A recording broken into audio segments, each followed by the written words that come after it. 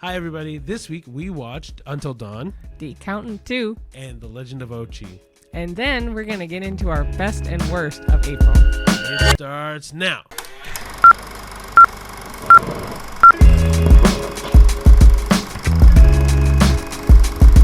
Hello, everyone. Hi, everybody. Welcome to another episode of the A-List Admission. Yes. It's been a more sunny week than normally for Mhm. us. Yeah, because I don't know, now that it's getting into April and going into the warmer months, I'm excited to go Yeah. outside and stuff like that. I mean, we had, I think, rain this morning, but April showers do bring May flowers, so hopefully that is the case, although the weather's just been, it was actually pretty cold the beginning of this month, but this last week, has been mostly forgiving. Yeah, the only cold day was yesterday, which would have been Friday of last week. Yeah. So, well, speaking of last week, we did see 3 movies. Yeah, we That's pretty good. Fuck, I already forgot. Oh, Until Dawn. Yeah, then we saw The Accountant 2, and then we saw The Legend of Ochi, which was a double feature night for us again. Yeah, and then kind of tying into next week. Forget it. We'll get to that in a second. I know Cheyenne saw something on news stuff that we should get to first. Oh, yeah. So movie news first. I actually really like the fact that Ricky decided to add, like, not so much movie news, but, like, updates within the last week. I do want to actually, like, have a segment in the middle of the podcast where, like, between after the reviews, movie news, and then Okay. that. So maybe starting next week, we'll, like, Google, actually Google, like, movie news for the week or something. Okay. Or, like, record stuff for that. Okay. Yeah. So, yeah, like Ricky said, we're doing, like, movie news here and there. So the one and only news, really, that I wanted to focus on, I know Ricky did, too. Which is kind of crazy that this hasn't been a thing already. Yeah, which is the Academy Awards / the Oscars. If you don't know what they are, you're living under a rock. But even if you don't watch them. Well, especially because this is a movie podcast, so yeah. But anyway, yeah, true. It's a ceremony every year where they commemorate movies from the previous year. Anyway, the Oscar or Academy have just announced a new rule that in order for people to vote in the nominations that they are sent, they must watch all the movies in that category. Which, are you fucking kidding me? Yeah, it's kind of crazy because, like, I wouldn't go vote for anything without having that prior knowledge. It's the same as, like, it's actually funny because the couple people that I've read were actually comedians that helped write a lot of the jokes for the Oscars over the past years. They even said this is very, like, un-American. Because it's like politically we don't do this. Why would we do this for movies? But also, like, for example, like, I know, like, when we did our Oscars themed podcast in I want to say February, maybe March. I think the ceremonies are usually in first week of March, last week of February, so around there. But Ralph Fiennes didn't get a lot of votes because people thought he'd won the Oscar already. Yeah, which is crazy because they ended up voting for Adrian Brody, who won for The Pianist not that long ago. Yeah, but this was for The Brutalist for this one. No, I know, but it's like, but I don't understand why you vote for Adrian Brody when you thought, oh yeah, Ralph Fiennes has won this already. It just made no sense to me. But one of the comedians that I mentioned who helped write and stuff, he has a podcast as well. He also said the rule was kind of crazy because people are just too busy making movies to watch said movies in those categories. But the upside for us anyway is that the award bait movies will start clocking in probably like less than 90 minutes, because if they had implemented the rule this year, The Brutalist would have won squat. Like, it wouldn't won anything. No. So we haven't seen The Brutalist, so Yeah. I don't know, but, like, I kind of agree with that. Like, I feel like, mind you, at the same time, saying you're too busy to watch movies because you make movies, to me, is kind of a bogus thing. Because, like, we watch 2 movies a night some nights, but I could sit and watch, like, every Saturday when we have our quote unquote record this and have our day off. Well, I can sit and watch 4 or 5 movies in one sitting. So you're also a binge watcher, but, like, sure, I get it. But I'm on the same page though, because even me, not so much a binge watcher, I can still watch a couple movies a night. Hell, we watched 2 last night at the theater. That's what I'm saying. So, like, but, like, even if I know I'm voting for the Oscars in the next month, even, yeah, like, I'll watch 4 movies a Saturday just to Well, like, yeah, chop even off if a it's not bunch. a Saturday, but like for us, a day off in Right, general. whatever. But the change will also require a lot of commitment because it used to be top 5 best pictures. Now it's top 10, and it has been, I think, for a few years now. But top 10. So now they just have to make the commitment to do 10. But from what I've read in other stuff, the Oscars or the Academy is sending out the link that they have to watch those movies on, and it has a tracker of some kind. So, yeah, so they can know, clock in, they know when they're watching it and like all that stuff. So I do think it's hilarious though that that the Academy has leaned into streaming the movies instead of making them go see it in a theater like they're made for. You know what I mean? also true, but like so many people, like same with Reddit, a lot of people on Reddit are like, what movies have been robbed in the past now that we don't know about, because it also has almost taken them a century to do this. Yeah, because we're at 97. I don't know, something like that. And we're almost at 100. Oh yeah, because what 2028 is when they're doing the new stunt one. Okay, and that will be the 100th one. So we're at the 97th now. Yeah. But it's also it's just crazy. like these movies now they have not been based on the performances. They haven't been based on the merits. Nothing. No, it's just based been on like like literally you could flip a coin. No, you know what this is? It's judging a book by its cover. Yeah, it literally is judging a movie by its poster. It's not. Or a trailer even. Not like barely that at this point. Well, I can see some people going, "Oh, I'll watch the trailer quick," or a recap on YouTube, and then doing it. Oh, so it's a digital screening room. I'm just reading a little bit more about it. They have to fill out a form noting films seen elsewhere, including in theaters or at festivals. Yeah. If any film in a given category has not been viewed, the member will not be able to vote in that category. Perfect. So, it now has 10,000 voting members. In 2017, it had about 6,700 members. Can we sign up? I want to sign up. I'll watch all these movies. We're already doing it wish. Yeah. So the Tonys, interestingly enough, several years ago, they also implemented this rule, so that you had to have seen every nominated Broadway production and mark your attendance about it in like an online portal or forum. So the Tonys already finished this. Why can't the Oscars? But that was the one and only like big news for us, because it was like it was just so stupid. But the best part is the like the backlash and the comments online about it. I just think it's dumb because then, like you said, it robs a lot of other phenomenal works that could have won because people spent in another hour to watch that movie. Yeah. Oh, 100%. I don't know. It's but hopefully you are also right, or the gentleman that said this was also right, and movies start to clock in at a shorter time. 3 hours is abysmally long. Yeah, and obviously they didn't watch them. No. Like even Avatar, who was at 3 hours, like sure it takes a long time, but I feel like that would be more intriguing to me than going to see a 3.5 hour movie about, I don't know, I don't even know what the else is about. It just seemed super long. Yeah. Anyway, now we're going into what I was gonna say earlier, and I half alluded to. Cheyenne and I realized the next week on our podcast next week is going to be our Star Wars podcast. Yeah. Yeah, because it'll be releasing on May the 6th. So I don't know if anybody says this, but I'm a big proponent on Revenge of the 6th. But I've been yelled at that it's Revenge of the 5th. But I don't know. I think 6th works better than 5th. 100%. Anyway, but yeah, it'll be after at least May the 4th be with you. And so I feel like that'll be a good timing around it to do Star Wars. And me and Shana have been watching we've been rewatching a bunch of the old Star Wars movies. So we watched, and shows too. Yeah. So we've watched 1, 2, 3, 4, 5, 6, and then Cheyenne for the first time. We just finished Clone Wars. So good. I've seen it now twice.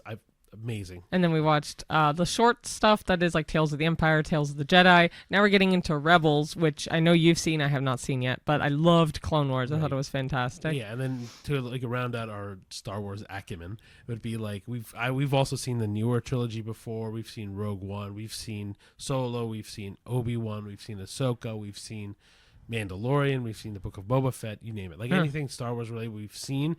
It's just the animated shows is now. Well, I've seen them, but Cheyenne is now getting into them more. Yeah. But yeah, so we're super excited to do our Star Wars episode. Yeah, and then they've also been kind of re-releasing here and there some of the Star Wars movies in theaters. So we didn't see it in theaters, but it was really funny because we have just like a week ago watched. I was about to say Revenge of the Sith, and lo and behold, it was at Cineplex as well. So they have been re-releasing some of the Star Wars, which is kind of cool. Yeah, the only one that we hadn't seen, like that just came out, is Andor season 2, but it's still releasing, so it's not a big thing. But and then they just released not even a teaser, but like Mandalorian and Grogu movie. That's coming out next year, I think, or the year after, one of the two. So yeah, it's cool that Cineplex has been re-releasing a lot of movies, mind you. Yeah. But yeah, so keep an eye out for our Star Wars episode. It, like Ricky mentioned, it will be released technically on May the 6th. But it's as close as to May the 4th as we could get it. Yes, because we didn't want to do it prior, so it's always better to do it right after. Yeah, so please keep an eye out for that. First half will always be our reviews. Second half will be the themed part. So if you want just the Star Wars part, second half, watch out for that. Yeah. I mean, I don't even think there's that many movies coming out next week. But I don't know. It's definitely mid-May to June that stuff picks up. So this Thunderbolts is in May. Week? But no, I think that's next week. I think that's May 2nd, so yeah. No. But anyway. Thank goodness. I'm ready for some, like... Marvel movies? No, blockbusters. Like, oh, fair. You know what I mean? Like... I mean, we got a couple like the Accountant 2 was... Okay, let's wait for the reviews. What's it? It was a blockbuster. Oh. Because it's 100%. 100%. Anyway. So, speaking of that, we saw, again... Until Dawn. Yep. And then we did a double feature last night, and we saw The Accountant 2 and The Legend of Ochi literally back to back. There was less than 10 minutes between the movies. Yeah. I mean, in an ideal world, we don't have full-time jobs, and we can just space them out a little better. But whatever. Yeah, it's fine. Anyway. So let's get into it. So, Until Dawn, based on the video game that came out, that Cheyenne just reminded me 10 years ago. But yeah, we'll get into what my thoughts about the adaptation are in a moment. But it's a movie directed by David F. Sandberg, and it's a survival horror adaptation of the video game. And then rather than directly telling the game's story, the film introduces a new narrative set within the same universe. 1 year after her sister Melanie's mysterious disappearance, Clover, played by Ella Rubin, and her friends venture into a remote valley seeking answers. They explore an abandoned visitor center only to be hunted and gruesomely killed by a masked assailant. However, they awaken to find themselves reliving the same night. Trapped in a nightmarish time loop, the group faces increasingly terrifying threats with each iteration. Their only hope for escape is to survive until dawn. Which, funny thing, no one says that in the movie. Yeah, they did. They did? Yes, I did I even miss it? nudged you in the theater. They said it? There's one guy in it. The main guy, not the boyfriend. The one who was a boyfriend. Who was a boyfriend? Max? No, it was I don't Max. know. Not Nina's boyfriend.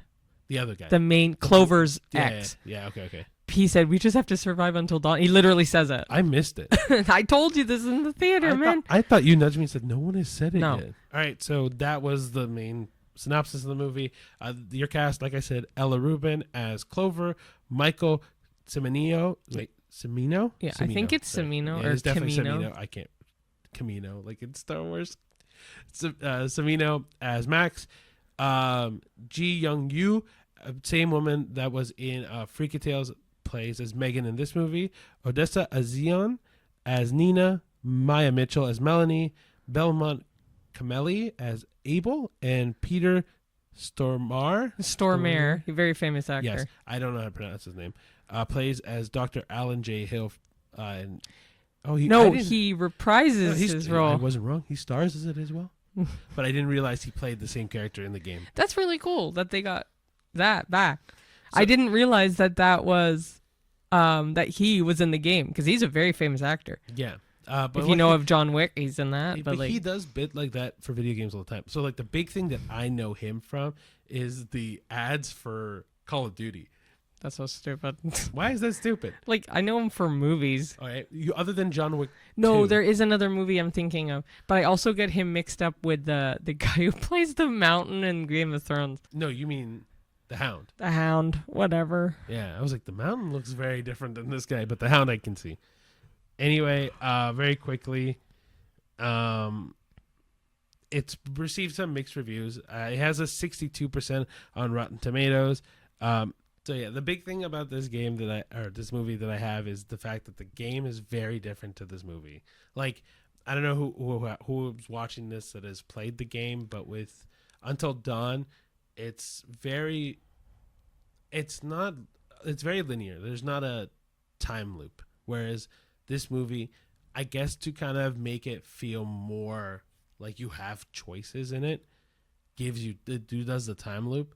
But in the game, the biggest thing is your decision making, because you decide on actions to do at what moment, and then a bunch of quick time events. So that's video game language essentially for you press a button at this time, you move the controllers, like you move your character at this time, just to kind of avoid death. Yeah. But also, if you look more into it, the director said he was trying to not replicate the story from the game. He was just trying to add a story into the universe of the game. So he did add the time loop mechanic for this movie to add to his expansion of the game universe.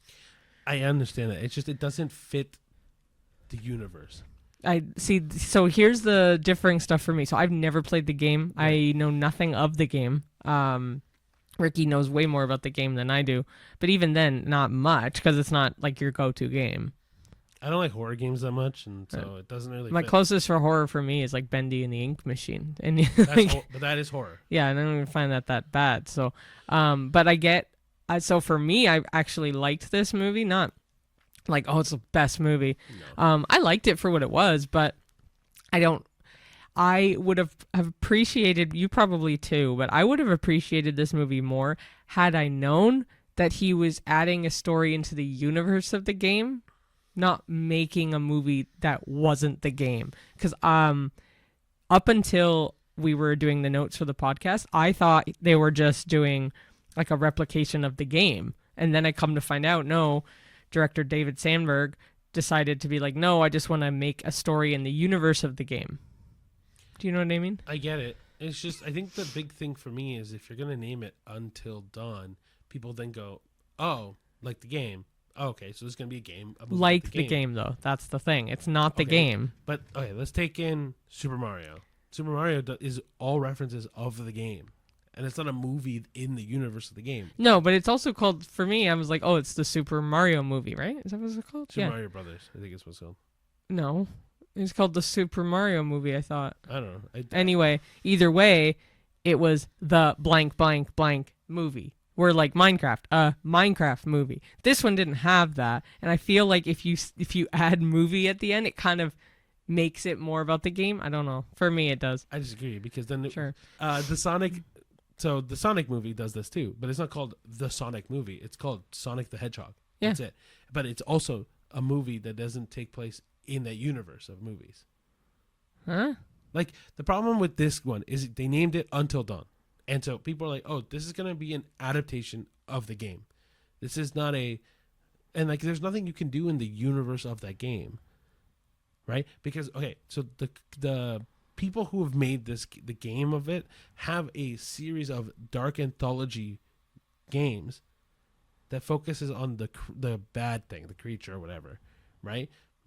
That is in the universe of the game. This doesn't fit that. This still doesn't fit that. The movie is it takes too many liberties from Until Dawn to make it the game about Until Dawn. I don't know. For me, I like Cheyenne said, the movie it's not bad by any means. I'm not saying that it's the worst movie we've seen this month, last month, or whatever. But I just think, I don't know. I wish this movie followed, if it's going to be the Until Dawn movie, just follow the game. Yeah, it was just meh. I preferred it over Legend of Ochi, now that I think about it. But not by much. To me, they're pretty close, yeah. Yeah. The other thing I want to say quickly about this is I think the story of the game is more entertaining than the story of this. I wouldn't know. I know that. I'm going in as like a new viewer to the game. Which is fine. No, I know, and I liked it, though. I liked the fact that they also added a bit at the mid-credits. Yeah. That leads back to the game. Yeah.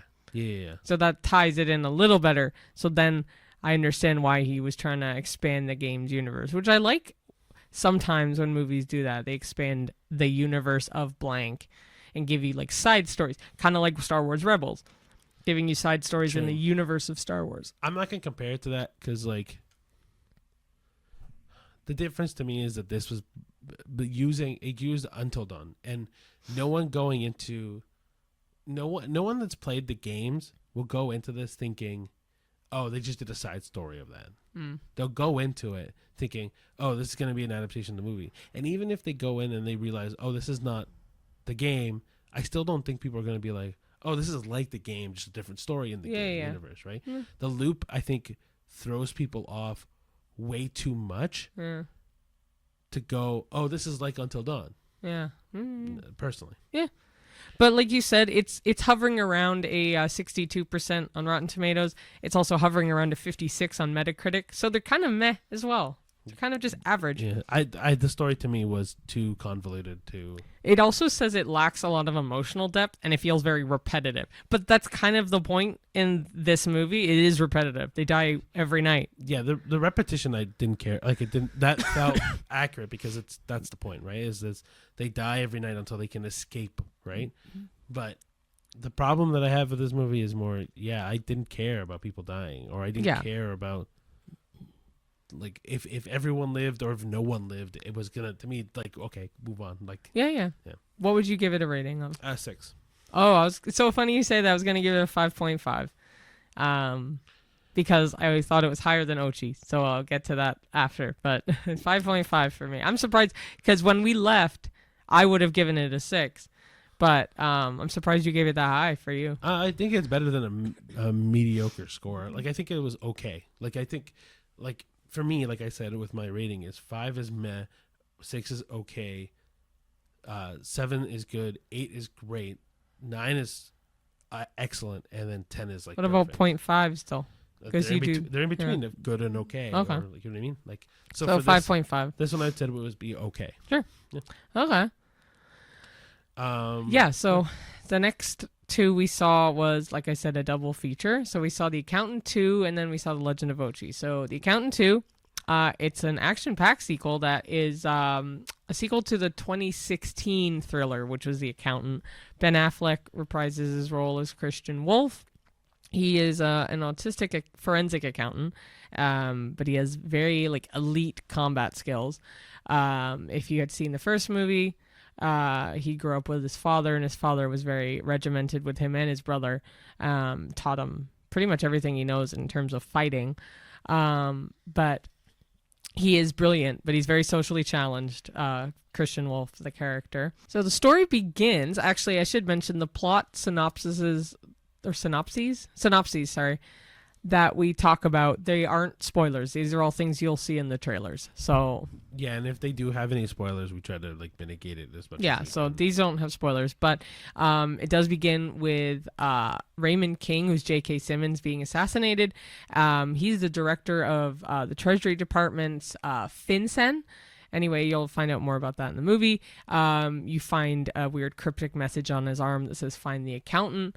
It prompts one of the agents in that Department of Treasury, who is Mary Beth Medina, played by Cynthia Addai-Robinson, to seek out Christian Wolf, to unravel this whole mystery, why he got assassinated, why find the accountant, all that stuff. So Christian enlists the help of his brother Braxton, who is reprised again by John Bernthal, who's also a lethal mercenary / hitman. Together, they decide to dive into this whole complex investigation involving human trafficking, corruption in general. So they end up coming face to face with some pretty dangerous killers, some of the world's most dangerous killers in this movie too. So yeah, as I mentioned, cast wise, Ben Affleck does come back as Christian Wolf. John Bernthal does come back as Braxton Wolf. Cynthia Addai-Robinson is Mary Beth Medina. J.K. Simmons once again reprises his role as Raymond King. Daniela Pineda is Anai. Yeah, I would say Anai. Yeah, and Allison Robertson is Justine. So the film blends some intense action with moments of dark humor and some even emotional depth. It has a lot of neurodiversity themes, justice themes, a lot about family bonding, especially with Christian and Braxton. It gives almost like a buddy comedy kind of vibe. It dives it really a lot more into their complex relationship, the levity of it, the happiness of it. It doesn't resort to stereotypes as well with Christian's character. It just highlights his brilliance and highlights the people he knows that are in his circle of how brilliant they really are. And it also shows some of his challenges socially as well. So it's received a lot of positive reviews for the most part, especially John Bernthal and Ben Affleck's chemistry on set or on the film, I should say. The pacing is really good, and it does a very thoughtful portrayal of autism. It currently has an 85% on Rotten Tomatoes and a 61 on Metacritic. And interestingly enough, the director, which I should also mention, his name is Gavin O'Connor, he has confirmed plans for a third film because he wants to complete the Accountant trilogy. So it's expected to further talk and dive into Christian and Braxton's relationship. He's considering it like Rain Man on steroids, which is going to be interesting. But I also never thought this movie would get a sequel. Like, it didn't need a sequel. Yeah, the fact that there's going to be a trilogy of these movies is kind of weird to me. But it's not like bad. It's just weird. I didn't expect it. Yeah. I really liked this movie. I thought it was very well done. The buddy comedy stuff is true, but it wasn't like slapstick. It was funny. Their relationship, is perfect on screen. It's a shame that Ben Affleck's such an asshole in real life, because I really like his acting in this. I think he does a great job. They're both very attractive guys too. They pick some good characters for that. I don't know. At this point, I've been so desensitized to actors cheating on their wives and stuff like that it's like whatever. Oh, I no. Cheating in general is awful. So it is, but like at this point, like the shitty thing is that with actors, it happens so often that I guess in my head, I'm like, they must know in the back of their minds that could be a possibility. Yeah.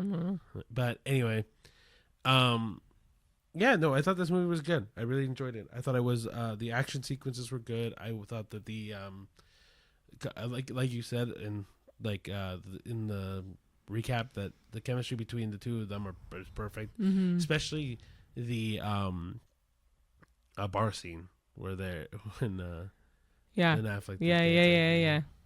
No spoilers. That wasn't really a spoiler. Yeah, it was. I had no knowledge of this scene. It's in the trailer. I don't remember being in the trailer. It's in the trailer.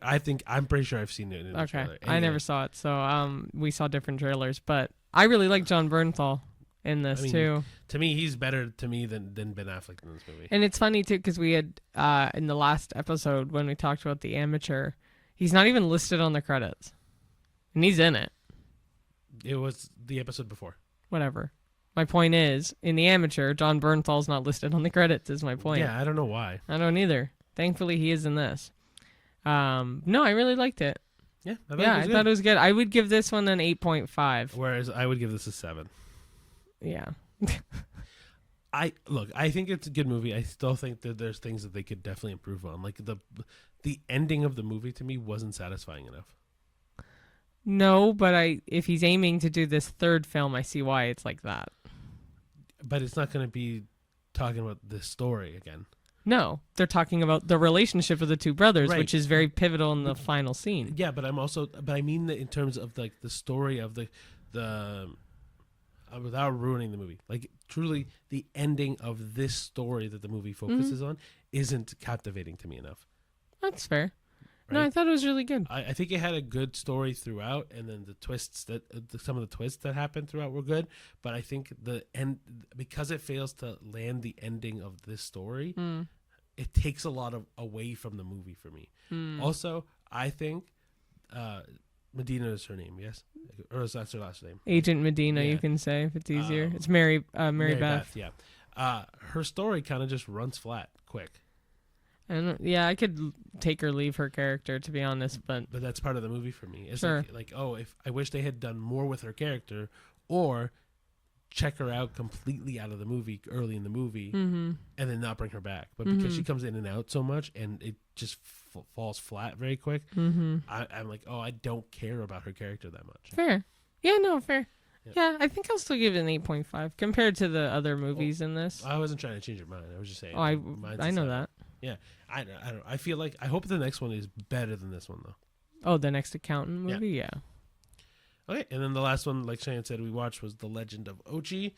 It is a visually enchanting fantasy adventure film directed by Isaiah Saxon, and this is his first feature-length movie. The story follows Yuri, played by Helena Zengel. No, Zengel. Oh, okay.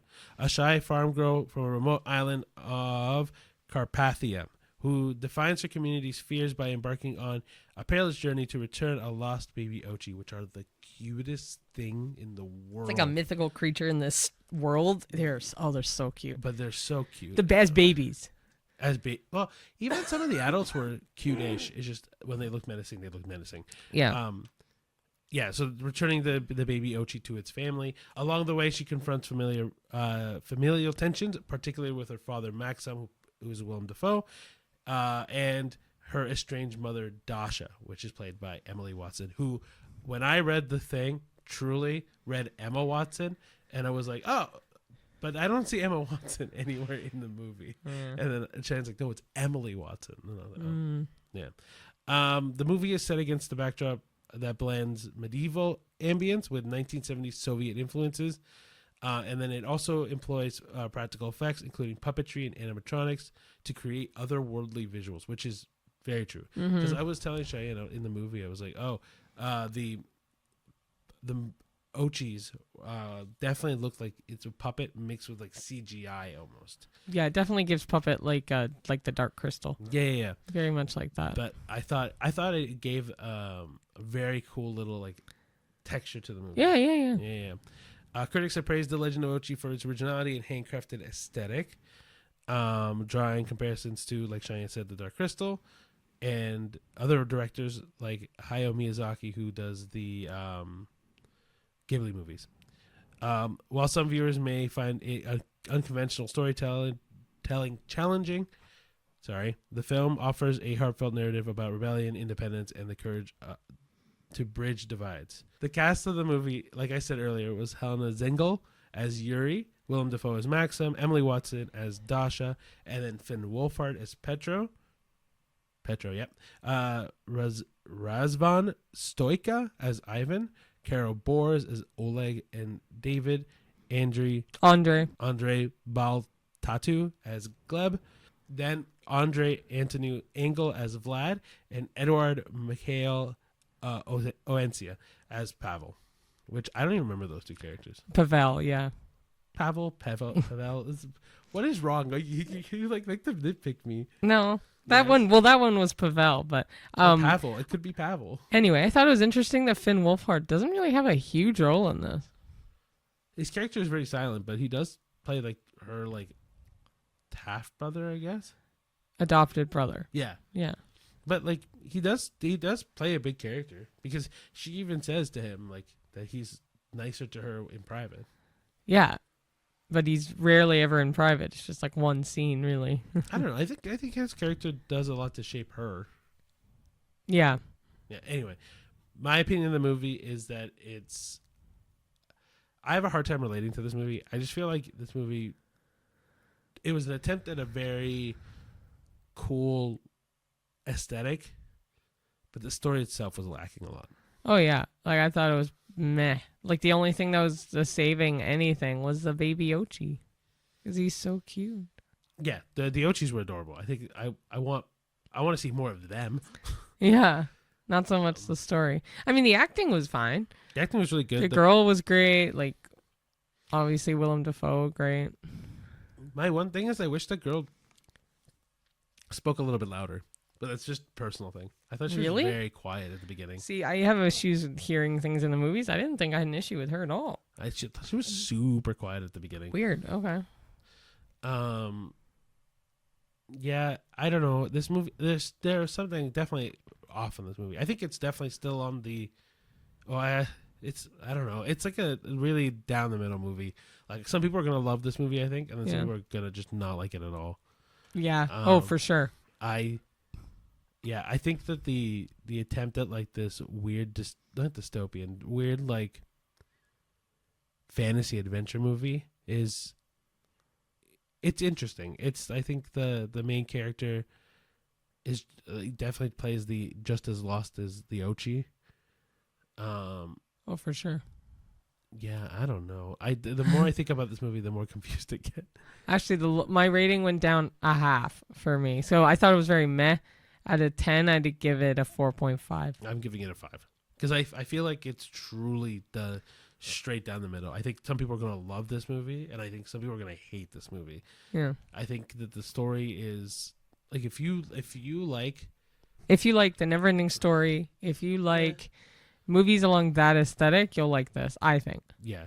And then I think a lot of Eastern European people will love this movie also because it has a lot of like Russians or like because it has a lot of that like that kind of aesthetic, right? And scenery, I guess, too. Right. It plays a lot on the Soviet or like the that side of the world kind of vibe. Like even when they go to different places in the movie, or like you hear the different songs in the movie, they definitely leaned in more on that side of the world. Oh, 100%. And so I feel like people from that side of the world will absolutely love this movie more because of that, right? I'm also happy that Finn Wolfhard most of them, I think, from Stranger Things have pretty well branched out, but notably Millie Bobby Brown and Finn Wolfhard have been able to branch out of the Stranger Things arc and do a lot of other things. Steve also has.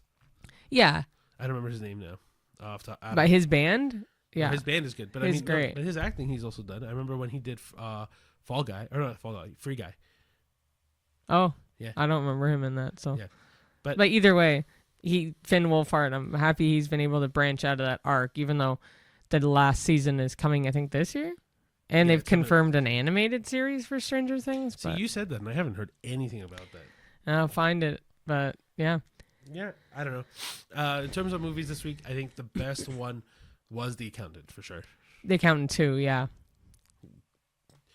We didn't talk about another accountant movie. I talked about the first one for a hot minute. Obviously, either way, that one was the best for me, too. Yeah, I think it, in order, and I think Cheyenne will agree, was The Accountant 2, Until Dawn, and The Legend of Ochi. Oh, but 100%. Again, the Legend of Ochi, I say it's not the best one, but I know there's going to be an audience for this movie. They're interchangeable for me, Until Dawn and The Legend of Ochi. But Until Dawn does beat it out a little bit. For both of us, it does. That being said, I also like Until Dawn is not a good horror movie. Like I think it's a. Oh, I never thought it was a horror. I mean, it's supposed to be, but it's not. It's definitely a horror movie, but it's not scary. It's not. It is if you don't like blood and gore. Yeah, it does lean into more on the like straight up gore. But yeah, I don't know. You're right. I guess the last two are just very much interchangeable. Yeah. Or not the last two, but like.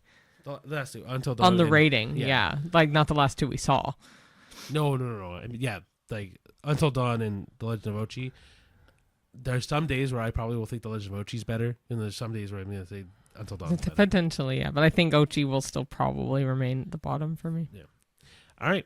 Do you want to introduce the last part of the... Oh, sure, yeah. So, as we mentioned earlier, we were going to talk about some of the best and worst of April, because by the time the next set of movies comes out, it will actually be May 1st. So, yeah. Cheyenne said that, and I was like, oh shit, we're already at the end of April. I know. We saw 9 movies in April, and they are a Minecraft movie, Freaky Tales, Warfare, The Amateur, Drop, Sinners, Until Dawn, The Accountant 2, and The Legend of Ochi. Now, before we do this, we've been doing this now for 4 months. Yeah. No, it's cool. Yeah, sorry, I realized I was stretching outside of the microphone. Yeah, this is going to be the end of 4 months of us watching every single movie that like mainstream comes out now. Yeah. That's crazy. I know. I never thought of that. I was like, whoa. Anyway, you want to do worst or best? Like first? Yeah. Worst. We can do worst. All right, I think we both agree on our worst. But I mean, we can do it at the same time. It came out technically last year. Yeah, so yeah, okay. Three, 3, two, 2, 1, one, Freaky Freaky Tales. Was the worst one. Which was kind of funny because that's what we did for the Alto Nights. It was, we both 3, Yeah, 2, 1'd it, and then it I was still the think same. The Alto Nights was the worst movie we've seen all year. So far, yes. Freaky Tales was the worst in the list of April's movies. If we do ones that technically... Okay, we're going to do a little thing. If we did one that it technically did not come out last year, what would you pick? Because Freaky Tales technically came out, I think, in June of last year. The Legend of Ochi. As the worst? Yeah, but it's a close tie with The Amateur. Damn. I was going to say the Minecraft movie. Oh, no, I thought it was at least funny enough to keep me entertained. If I think about it, like, I don't know I can't remember what my rating is for an amateur movie. Or amateur movie, oh my gosh, a Minecraft movie. Yeah, I think a Minecraft movie was worse in terms of like story. Like I think the comedy was funny, but I think that the actual story was worse than any of the other ones that are there. You're kidding. It was funny. Funny, way better acting. I don't agree with the acting, but I think the amateur is better. I'm not comparing the acting to a puppet, so. Well, I'm not arguing again, but like okay. So for me, I think the Minecraft movie is worse story-wise, fully, than the amateur and the Legend of Ochi. Okay. Yeah, I think the acting is better in the amateur for sure, and the Legend of Ochi, I can make an argument.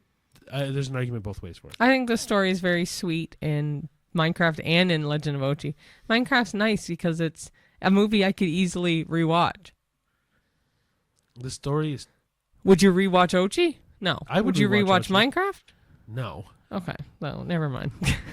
I take it back. I don't know. My thing with the Minecraft movie is solely that the story is not the best. Like I think that them going into a world, I don't know. I just think that the it's convoluted the whole way through. It doesn't make sense.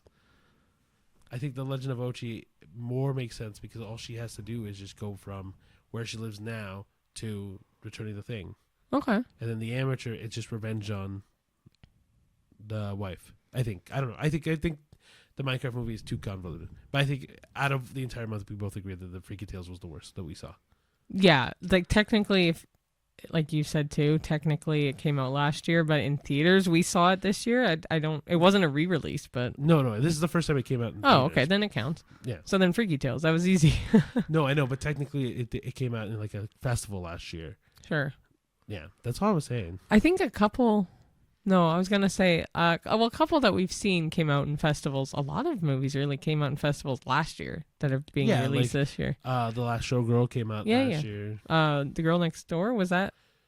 The Room Next Door. Whatever, Room Next Door. Yeah. Was that last year? Or was that... there's another one that we saw too. Not Young Werther. No. Okay, but when it comes to the best movies of April, I think we have the same one. I would hope. I think you might say another one. Oh, okay. So 1, 2, 3, Sinners. Okay. Thank goodness. I thought you were going to say Warfare. Warfare's a second for me. It's great. I really, really like it, but Sinners beats all of these out, hands down. Like I had mentioned. Leaps and bounds. Yeah, last episode, right? That we talked about it? Okay. I did mention that it's going to be in my top for the year, and I still hold to that currently, that it'll be in my tops of the year. I think it's brilliantly done. It's long, but I get why they did it, and it doesn't feel necessarily long the latter half of the movie. Yeah, I think it's a great movie. I agree with you that Sinners is definitely the top. I'm still battling out my second one. What do you... Between Warfare and Drop. Oh, I knew you'd say Drop. So Drop is just, like, it's good, but I've seen so many movies like it. Sure, but I've also seen I like the twists. I like the intensity of it. I feel like I haven't seen a movie that does every single bit of what it does. Like I didn't expect who did it to do it. I didn't expect how long that was gonna go. I didn't expect the ending of that movie. I did not think was gonna happen. It reminds me of like a B-list aesthetic though, which ironically we didn't mention this, but for Until Dawn, that was the director's goal, was he wanted a B-list movie aesthetic for that movie. See, but that movie didn't feel B-list to me. No, Drop did to me more than that. Sure, I will agree Drop felt more B-list, but I felt like it, to me, the things I was expecting out of the movie surpassed what I was expecting out of Warfare. Warfare was really good. I'm not saying Warfare was bad by any means. I still think those are the top 3 movies of the month. What? Drop, Warfare, Sinners. Ooh, if I had to pick top 3, no. Sinners, The Accountant 2, and Warfare. I think Drop is, compared to Accountant 2, I completely disagree with you. Great. Because I think Drop is way more inventive. It's way more creative, way more fun, way more. I'm not looking for fun when it comes to that. I didn't think it was fun. It's fun as a movie experience because I think I could tell you what was going to happen in all of The Accountant 2. I could not tell you what was going to end up being the twist in Drop. No, I know. Something about Drop bothered me. Maybe it's because it felt so B-list and like so predictable to an extent. I know there was a few things that both were twists for us, and I agree. I didn't say I didn't like the movie. I said it was a good movie. It's not my favorite, and that's fine. If we're talking about predictability, though, The Accountant 2 is predictable. Well, yeah, because you already know. But that's kind of the point with this. Yeah, but even if I knew, but that's part of the movie, right? Even if it's a sequel, you still got to treat it as its own thing. Like, I truly do think that Drop was way less predictable than Accountant 2. Okay. Yeah. Yeah, no, I agree though. Way less predictable. But The Accountant 2, it's not a movie where I'm expecting twists. For me, I'm not. But we still got I think twists. One of the best parts is some scenes with kids is all I'll say in The Accountant 2. Anyway, guys, I guess we'll just wrap up here. Yeah. But best movie, Sinners for both of us. Worst movie, I guess Freaky Tales. We could just say Freaky Tales.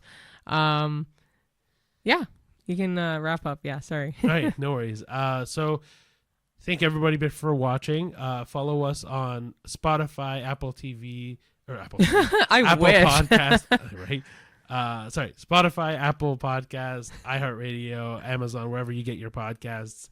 YouTube also has podcasts and our video that you're watching now. So does Spotify, but also Instagram, TikTok, Facebook, Threads, TikTok, you said? Yes. LinkedIn, is that what you said? I said Linktree. Letterboxd. We have our Linktree on Instagram if you want to see. Yes, see Letterboxd. Letterboxd was the other one I was trying to get to. And yeah, we've updated our Letterboxd completely now, so you guys can definitely keep up with us there. And let us know what you think the best movie of April was, or what the worst movie of April was. Let us know what you thought about any of the movies we talked about as well. Like, I still think that Until Dawn. Oh man, it just bothers me how far away it was from the video game. But anyway, well, you could say the same for Minecraft too, I guess, for you, I completely which agree. I haven't played. So I truly think the Minecraft movie would have been so much better if it was just animated for a good half of that movie. Yeah, but also Until Dawn, it would have been great if it was closer to the game. Yeah, but I agree. You can't always get what you want. I don't know, if you're gonna name it a video game adaptation, make it closer to the video game. Yeah, apparently he wasn't trying to make it an adaptation. He just was using a game in the universe. Anyway, we talked about that already. That's old news. And if you don't agree with us at all, like I said, this is just our opinion. You're more welcome to have an opinion of your own. Go challenge us to let us know what you think about these movies. Leave some comments, whether hate or like. The hates are kind of fun, so. Sure. But I'd rather you leave positives. Yeah, and then on Spotify, rate us 5 stars. Every rating helps us towards getting new people. But then most importantly, share the podcast, guys. Let people know that we're doing this. Yeah, good exposure. Yeah. Right. The more people that do this, the more that we can dedicate time to this to replace some of the like our employment on this, and you know what I mean. I'd rather do this full time than work. Truthfully. Oh, fair. I get that. Yeah. And we just really enjoy the movies, and like. Our go-to theater chain is still Cineplex. We love Cineplex. Yeah. And, thanks to them for always, like, trying to share our stories here and there. And, like, that's good exposure for us. Yeah. And if Cineplex ever sees this, we love you guys. Yeah. Anyway, guys, thank you for watching. And we'll see you at the movies. Bye, guys.